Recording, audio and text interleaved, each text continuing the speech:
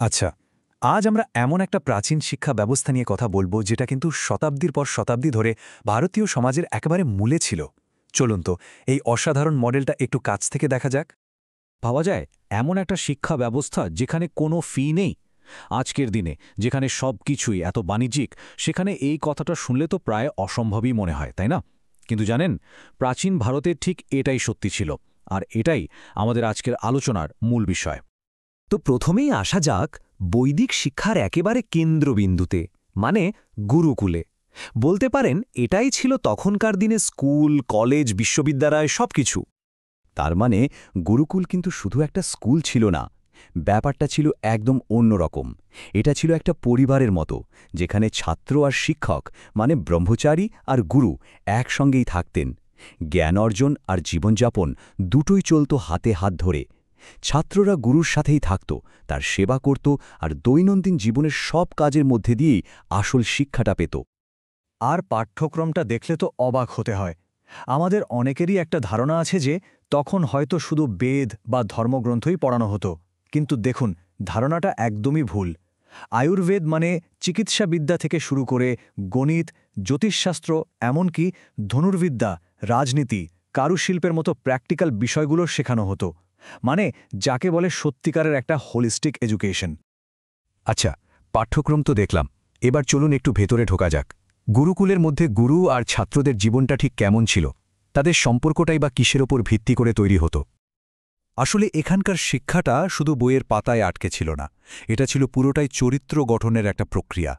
জীবনের মূল ভিত্তিই ছিল তিনটে জিনিস: শৃঙ্খলা, আত্মনির্ভরতা আর সরলতা। ছাত্রদের এমনভাবে তৈরি করা হতো যাতে তারা কঠোর পরিশ্রম করতে শেখে, নিজের পায়ে দাঁড়াতে পারে।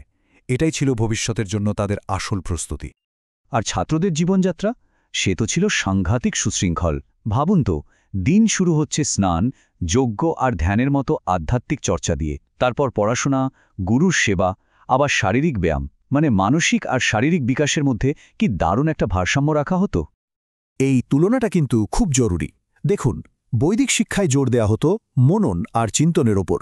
শুধু তথ্য গিলে ফেলা বা মুখস্থ করা নয়, ছাত্রদের উৎসাহিত করা হতো গভীরভাবে চিন্তা করতে, প্রশ্ন তুলতে, নিজেদের মধ্যে বিতর্ক আর আলোচনার মাধ্যমে একটা বিষয়কে বুঝতে। আসল লক্ষ্য ছিল প্রকৃত জ্ঞান অর্জন করা, শুধুমাত্র পরীক্ষায় পাশ করাটা নয়। তো এত সব শুনে একটা প্রশ্ন তো মনে আসতেই পারে, তাই না? যে এই বিশাল শিক্ষা ব্যবস্থাটা চলত কিভাবে? কোনো ফি তো ছিল না। তাহলে এর অর্থনৈতিক মডেলটা কি ছিল? চলুন এবার সেটাই দেখা যাক। এই একটা কথাই আসলে পুরো ব্যবস্থার সারমর্ম।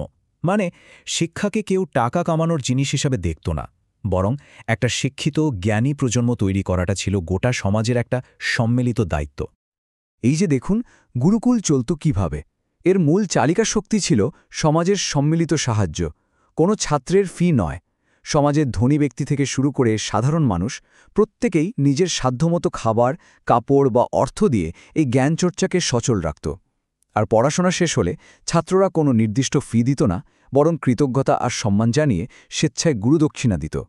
এটা ছিল ভালোবাসার প্রকাশ, কোনো ব্যবসায়িক লেনদেন নয়। বেশ, আমরা তো দেখলাম যে গুরুকুলে কি পড়ানো হতো আর কিভাবে সেটা চলত। কিন্তু সবচেয়ে বড় প্রশ্নটা হলো, এই গোটা শিক্ষা ব্যবস্থার আসল উদ্দেশ্যটা কী ছিল? কেন এত আয়োজন? লক্ষ্যটা কিন্তু অনেক বড় ছিল। শুধু একটা সফল ক্যারিয়ার তৈরি করা নয়, আসল উদ্দেশ্য ছিল একজন নৈতিক, দায়িত্বশীল আর আত্মসচেতন মানুষ তৈরি করা। এমন একজন মানুষ যে নিজেকে চিনবে, নিজের সমাজকে বুঝবে আর দেশের উন্নতিতে অবদান রাখতে পারবে। যেখান থেকে আমরা এই তথ্যগুলো পেয়েছি, সেই উৎস কিন্তু শুধু অতীতের কথা বলেই থেমে থাকেনি। সেখানে এই প্রাচীন নীতিগুলোকে আজকের দিনে ফিরিয়ে আনার ব্যাপারেও একটা দৃষ্টিভঙ্গি তুলে ধরা হয়েছে। চলুন সেই অংশটা এবার একটু নিরপেক্ষভাবে দেখা যাক। উৎসটির মূল যুক্তিটা হল, শিক্ষার উদ্দেশ্য নিয়ে আমাদের ভাবনার পরিবর্তন দরকার। শিক্ষাকে একটা পণ্য বা ব্যবসা হিসেবে না দেখে একটা পবিত্র দায়িত্ব হিসেবে গণ্য করার কথা বলা হচ্ছে। আর এখানে কিন্তু পরিষ্কার করে বলা হচ্ছে যে অতীতের জ্ঞানকে হুবহু নকল করার কথা হচ্ছে না, বরং সেই প্রাচীন ঐতিহ্যের মূল নীতিগুলোকে আজকের দিনের মতো করে একটা আধুনিক পদ্ধতির সাথে মিলিয়ে আবার ফিরিয়ে আনার কথা বলা হচ্ছে। তো কিভাবে এটা সম্ভব?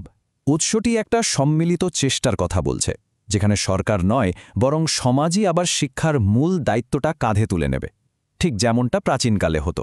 যদি প্রত্যেকটা পরিবার তাদের সামর্থ্য অনুযায়ী একটু করে অবদান রাখে তাহলে এই ব্যবস্থার পুনরুজ্জীবন সম্ভব এমনটাই মনে করা হচ্ছে। তো সবশেষে একটা বড় প্রশ্ন কিন্তু থেকেই যায়, অতীতের এই মডেলটা কি আমাদের বর্তমান আর ভবিষ্যতের শিক্ষা ব্যবস্থা নিয়ে নতুন করে ভাবতে শেখাতে পারে? যখন শিক্ষার খরচ দিন দিন বেড়েই চলেছে, তখন এই সম্মিলিত সামাজিক দায়িত্বের ধারণাটা কি সত্যিই কোনো সমাধান হতে পারে? ব্যাপারটা কিন্তু ভাবার মতো।